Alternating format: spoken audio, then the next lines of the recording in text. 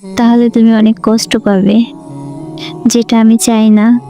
আমি চাই তোমার ইচ্ছে পূরণ হোক, আল্লাহ তোমার ইচ্ছে পূরণ করুক। ঠিক আছে, তুমি যখন চাও না তাহলে আর SMS দিব না।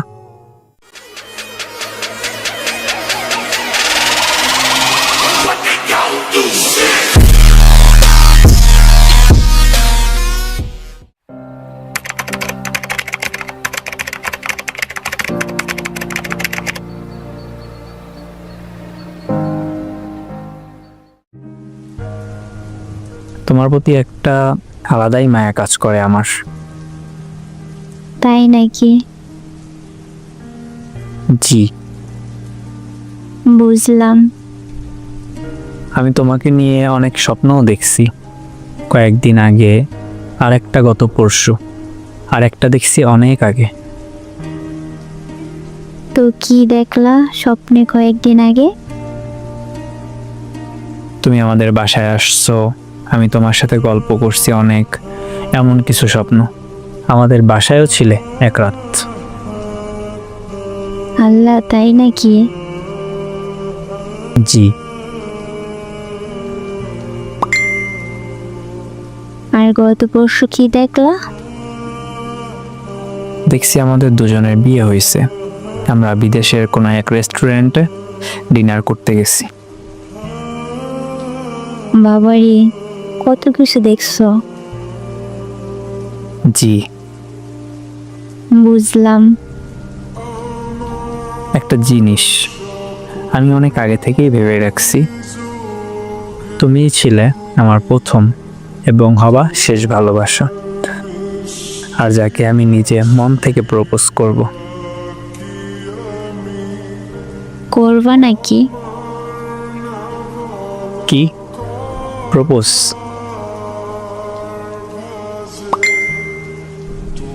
হুম। I love you Nora. Allah, এই তোমার লজ্জা লাগে না? নিজের ছোটবেলার ফ্রেন্ডকে এসব বলো? ছোটবেলার ফ্রেন্ডই হয়ে ওঠে বড়বেলার ভালোবাসা। তাই নাকি? জি ম্যাডাম। বুঝলাম স্যার। আচ্ছা, ঘুমিয়ে পড়ো, অনেক রাত হয়েছে, তাই সকালে উঠতে পারবা না। কালকে কথা হবে ইনশাল্লাহ। আল্লাহ হাফিজ। আল্লাহ হাফেজ।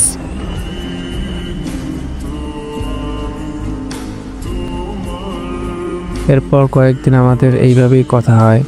একদিন আমি নুরাকে একটা রিকোয়েস্ট করি।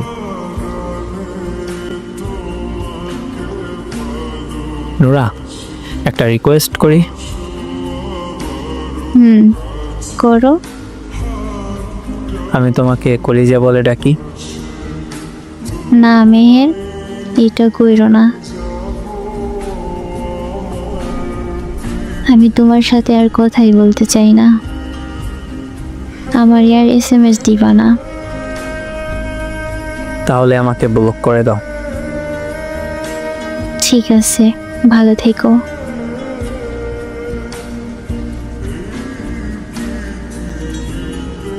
কিন্তু নুরা আমাকে তখন ব্লক করছিল না। পরে আমার অনেক খারাপ লাগছিল। আমি ওরে সরি বলছিলাম, কিন্তু পরে দেখি নুরা আমাকে ব্লক করে দিছে। আমি সারাদিন অপেক্ষা করছিলাম যে কখন নুরা আমাকে আনব্লক করবে। পরে দেখি 10টার দিকে নুরা আমাকে আনব্লক করছে।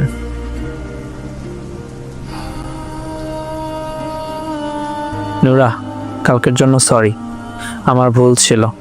আমার ওই নামে ডাকতে চাওয়া উচিত হয় নাই। প্লিজ মাফ করে দাও আমাকে। সরি। সমস্যা নাই। Thank you Nura. মেহেরব, মেহেরব একটা গল্প বলো। এই তুমি আমার নামের বানান জানো কিভাবে?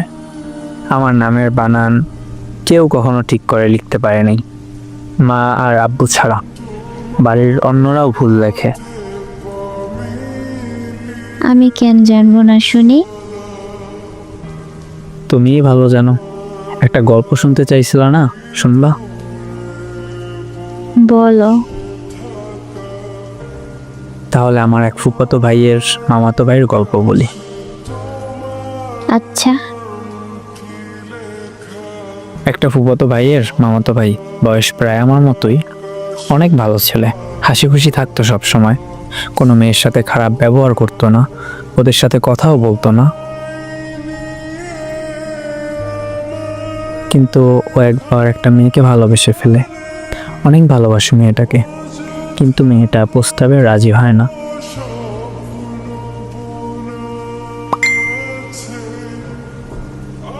এরপর থেকে ওই হাসি খুশি ছেলেটা চুপ হয়ে যায়, এখন আর হাসি খুশি থাকে না। তো এখন হাসি কিভাবে ফোটাতে হবে? আমি কিভাবে জানবো? যার কাহিনী সে জানে। ও আচ্ছা, আমি জানি এটা কার গল্প, তাকে জিজ্ঞাসা করব তাহলে।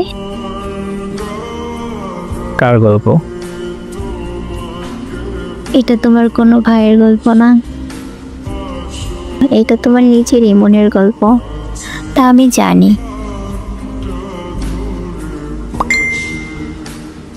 কবিতা শুনবা আমার লেখা? তাই নাকি? দাও তাহলে।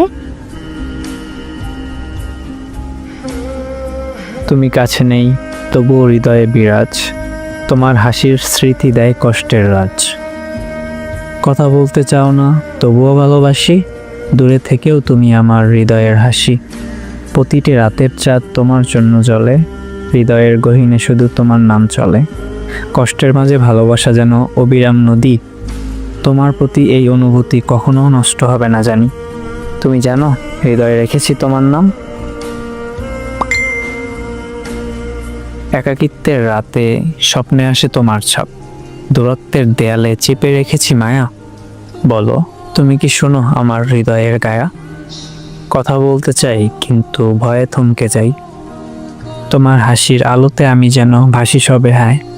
তুমি যদি কাছে থাকো মেঘের মতো কাছে, প্রেমের এই গল্পে তোমায় ছুতে চায় অনাসলে। তোমার হৃদয়ের ছায়ায় যদি মুক্তি মেলে, তবে জানো ভালোবাসা কেমন করে বেড়ে চলে। আমি শুধু একবার বলবো, মনে রেখো মায়া। কথা বলার ইচ্ছে যেন প্রেমের নতুন শ্রেতা, তুমি জানো হৃদয়ে আছে আমার তৃষ্ণা। একটি নিবিড় প্রেম যেন অশ্রুর নেশা, চোখের ভাষায় বলা যা কিছু বলা হয়নি, তোমার প্রতি এই অনুভূতি কোনোদিনও কম হয়নি। মাঝে মাঝে ভাবি কিভাবে বলবো তোমায়, একটি হাসির কথা ছুঁয়ে যাবে হৃদয়ের মায়ায়। দূরত্বের কাটাতেও চেপে রাখি আশা, তুমি যদি আসো কাছে সব কিছু বদলে যাবে হাসা। একটি সাদা পাতা লেখার অপেক্ষায় রয়, আমার অনুভূতির খাতা শুধুই তোমার জন্য হয়।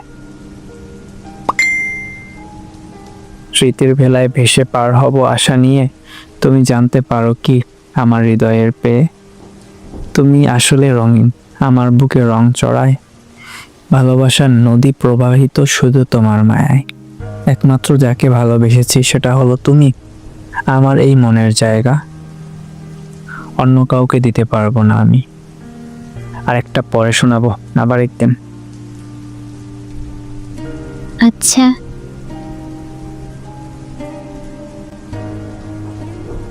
এভাবে কয়েকদিন আমার সাথে কথা হয়, ভালোই চলছিল কথা বলা।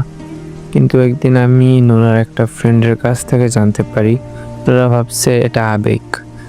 আমি ওকে লাইক করি, লাভ করি না। সেদিন রাতে নোরা আমাকে SMS দেয়।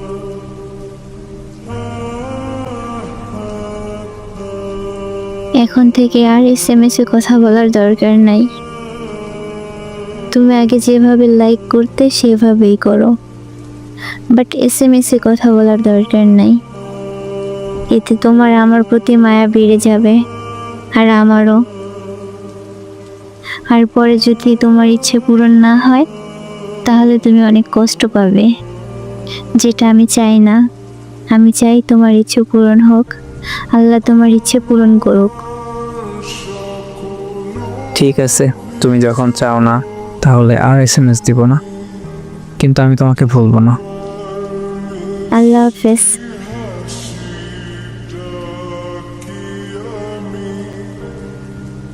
এরপর আমি আর আরে মেসেজ দেইনি। অনেক কষ্ট হয়েছিল, কষ্টে নিজের হাত কেটে ওর নাম লিখি। এইটা আবার নূরা জানতে পারে। পরে নূরা আমাকে মেসেজ দেয়। আমি কি শুনছি এসব? কি? তুমি নাকি হাত করছো? কি বলছে? যেই বলুক, তুমি হাত কাটছো কেন? এসব কেন করছো? আমার অনেক কষ্ট লাগছিল, তাই আমার ভালোবাসাটাকে তুমি আবেগ মনে করছো, এই জন্য কাটছি। প্লিজ এসব পাগলামি করা বন্ধ করো। এসব করে কি হবে? আচ্ছা, আমার যদি বিয়ে হয়ে যায় তখন কি করবা? তখন তো সব মেনে নিতে হবে, তাই না? তখনকার কথা আলাদা। তাহলে ধরে নাও আমার বিয়ে হয়ে গেছে, তাই তুমি আমাকে ভুলে যাও। কখনো না। ভুলে যাওয়া যদি এত সহজ হতো তাহলে আমি আগেই ভুলে যেতাম। এতদিন কথা হয়নি, দেখা হয়নি, তাও ভুলতে পারিনি। আর এখন বলতেছো ভুলে যেতে এত সহজ? জানি না, তুমি আমাকে ভুলে যাও প্লিজ। আচ্ছা ঠিক আছে, আমি তোমাকে আর SMS দেব না, কিন্তু আমি তোমাকে ভুলে যাব না। আল্লাহ হাফেজ।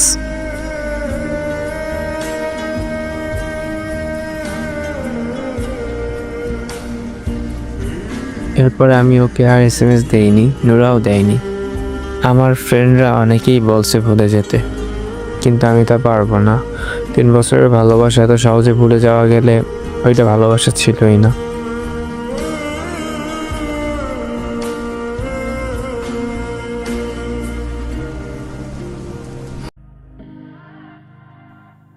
আসসালামু আলাইকুম। তো কালকে একজনে দেখছিলাম বলছিল বিচ্ছেদ হবে, একজনে বলছিল ভালোবাসা পূর্ণতা হবে। এইখানে বিচ্ছেদ হয় না, পূর্ণতা পায় না। মানে ওদের ভালোবাসাই তো হইল না, কারণ ছেলেটা মেয়েটার প্রপোজ করছে, মেহরাব নূরার প্রপোজ দিছে, বাট নূরা তো একবারের জন্য বলে না যে সে রাজি। গল্পে এরকম কিছু মানে আমার কাছে যে দিছে, এরকম আমি কিছু পাইনি গল্পের ভিতর। তার মানে ওদের রিলেশনটা ছিল ওয়ান সাইড লাভ, ঠিক আছে? তো ওয়ান সাইড লাভ থাকলে তো এটা মানে রিলেশনই হয় নাই। পূর্ণতা বা বিচ্ছেদটা তো দূরের কথা। আর বর্তমানে যতটুকু শেষ করলো বইলা, মনে হয় এটা আরও চলতেছে। এরকম সামনে আরও কিছু ঘটবে, হয়তো রিলেশন হইতে পারে, আর না হয় নাইলে না হইতে পারে। আর একটা বড় সমস্যা হয়েছে কি, ওদের সেম বেজোরা, মানে বয়সটা একই ওদের। বর্তমানে রিলেশন টিকিয়ে রাখা তো প্রচুর কষ্টের ব্যাপার। আর সেটার মধ্যে হয়েছে কি, আবার যদি হয় সেম এজের, তাইলে তো কি ডাবল কষ্ট। এমনিতেই যে কষ্ট, সেইটা আবার ডাবল। আর কি, আর কিছু না, গল্পটা নিয়ে এটি।